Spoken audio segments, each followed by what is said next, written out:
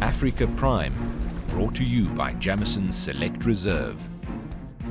Welcome back. You're watching Africa Prime, and still with me is Sir Richard Branson. Richard, very inspirational leader on a global level and one of the most important entrepreneurs in many instances on a global level because of the competitive environment that you've actually brought along, because you've challenged so many big industries, 400 businesses under the Virgin stable. And one wonders, how do you actually manage all these businesses and be so successful, and then also try and break records on a global level, whether it's hot air ballooning or yachting? Fortunately, from a very young age, I realised that the importance of delegation, and set out to try to find people who were better than me to run the various businesses. And I think that's the key to being an entrepreneur, not to try to do everything yourself. Surround yourself with great people. Give them the freedom to do good things and give them the freedom to make mistakes. And that enables you then to, think about the bigger picture and move the group forward into other fascinating areas. And I've had a lifetime of being frustrated by the way say people run airlines, or the people run other things, and thinking let's get in there and see if we can shake up this industry and do it a bit better than it's been done by other people. So it's all about having the right people around you that you trust, that will actually take your vision and put it into practice, essentially. And some find it very difficult because the right skills are not available, especially here in South Africa. It is about mentoring and ensuring that you are a very strong leader. Is there anyone that really disappointed you, that you trusted implicitly, that didn't actually live up to your expectation? We haven't always got it right with people, and if we don't get it right with people, what we try to do is move them into, a role within the company that, is more suitable for their particular talents. But I think, we've fortunately got it. I think we've fortunately got it more often right than wrong.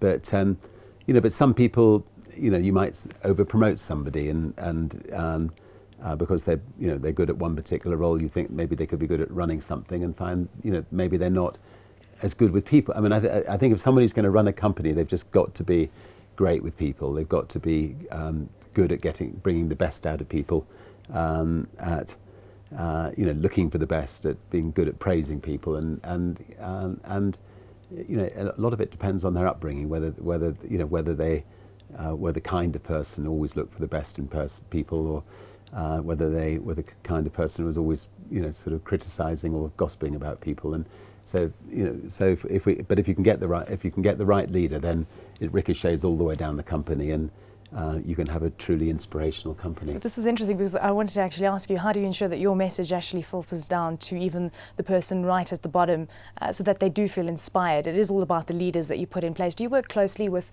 a lot of the heads of departments within Virgin? Do you even have time to do that? I try to keep in touch with the people who run the company, and I also, when I'm in town, I try to get out and about and meet as many people as possible. And today I'm going to Soweto, where we've opened a new Virgin Active Health Club, and we'll look forward to meeting everybody. But I'm proud of the fact that Virgin Active here in South Africa, you've just been voted the second most favourite company to work for in Africa, and that's the kind of that means that Ross, who's running Virgin Active, is leading the company extremely well, and that's just so important. And going back to when you were 16 years old, because this is when your entrepreneurship really started with a magazine and then selling records. In the 1970s, 1980s, some would say that there were a lot more opportunities to be had then, because it was still a time where things could have grown quite dramatically. Others believe right now there's just so much of innovation that has already occurred that there isn't really much room for anything else. Do you agree with that, or do you think we're not thinking out the box enough? No, I think today there's as many opportunities as there were 30 or 40 years ago. They're just different opportunities. So I think for young people in Africa, Africa is growing much faster than Europe or America. and I think there are tremendous opportunities here in Africa. You just need to think, what frustrates you, what do you think, where do you think you can do something better than other people are doing it. Big companies get fat, they get lazy, they get flabby, and and there's often good opportunities to go in and give them a prod and do it better than they're doing it. Where do you think the most opportunity lies on the African continent? Because as you say, we're growing quite rapidly, and that's because we're very underdeveloped, and this is where the opportunity can actually be had, because there's still a lot of room for growth. Yeah, I have no idea, the sort of one particular area that, where opportunity lies. But basically what, if you're an entrepreneur, just think about, what frustrates you, and think about, could I fill that gap and do it better than other people are doing it, it can be just tiny little areas where you can just get going by filling a gap, and then one thing can lead on to another. Well, tell us about what Virgin is going to be doing on the African continent. We've got Virgin Nigeria, in fact, Virgin Mobile, Virgin Active, as you mentioned, Virgin Fuels. I'm sure you're going to start filtering through into the African continent as well. So you already have quite a strong footprint on the African continent. It's a very well-known brand. You're talking on healthcare. Is there something like that you'd like to roll out going forward across the African continent? Most of my time now is spent on setting up not-for-profit organisations. So, we're looking at education in Africa, which is so important, and obviously we've got the Branson Schools of Entrepreneurship, and hopefully we'll be rolling out more of those in time. We very much want to get the Centre for Disease Control set up in Africa, and I'm hoping meeting one or two ministers again this trip, and just hoping to finally push it through, because Africa does not have a Centre for Disease Control, and America has one, Europe has one, Africa needs one. So we're ready and willing to deliver, and we want to try to push that through.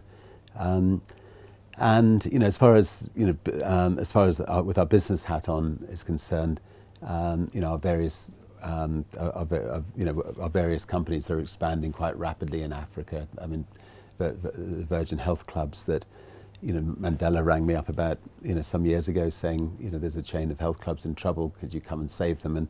And as a result of that call, Virgin Active has become the biggest health club chain in Africa, and very, very, very, very successful. And it's now branching out into, into places like Soweto, and very, very successfully.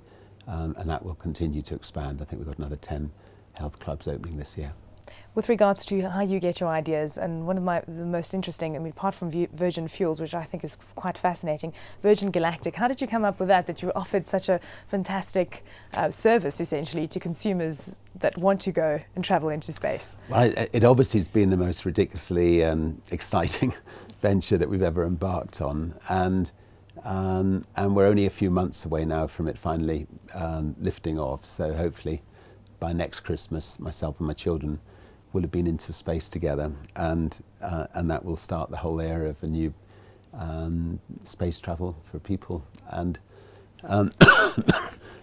so the spaceship's finished now, the mothership's finished now, the spaceport is finished now, the rocket testing is very nearly finished now. So we're putting all those pieces together, and in the final 12 months of testing, which we'll be doing many flights, and then we'll start taking people up.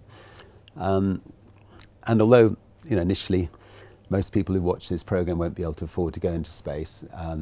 We have got the price down from, $50 million to a couple of $100,000. But I think in our children's lifetime, I think the chances are that there are quite a lot of people watching this program will be able to afford, because we'll be able to get the price down and down and down in the years to come.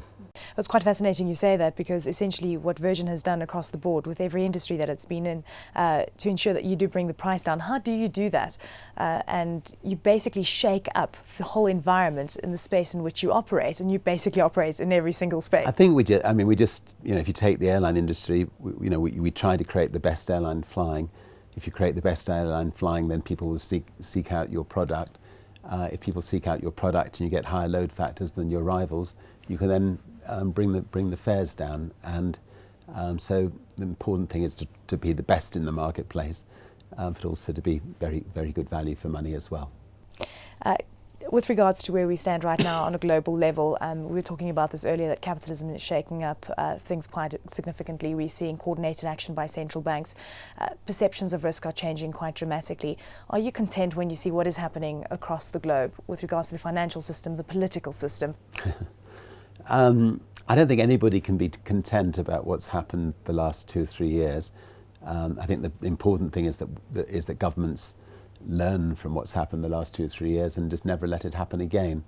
I think most business people are just getting on and doing the job, and hoping that governments don't, particularly in Europe, don't land us in it.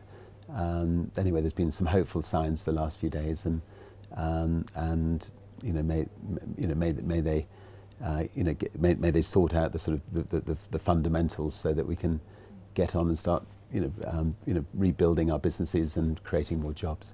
Yes, creating more jobs. We're seeing austerity measures being put in place, in a sense, in a lot of the European countries, but all this because of debt. What is your thought on the amount of debt that the European Union, the Eurozone area and the US has actually built up, and the fact that they can't actually service this debt? Is it a great cause for concern? Do you think that we've actually built our lives on something that isn't really ours? I think running governments, running companies is no different from just running your own personal accounts, and you've got to live within your means, and governments have not lived within their means. A lot of big companies do not live within their means. And that's almost brought the world to its knees. So there's going to be some austerity measures. We're going to have to get through those, and then just make sure that ground rules are set so that never happens again. Fantastic. Thank you, sir, for joining us. Great to have you on the program. Pleasure. That was Sir Richard Branson joining us on Africa Prime from Eleni, Giokos. Thank you so much for joining us.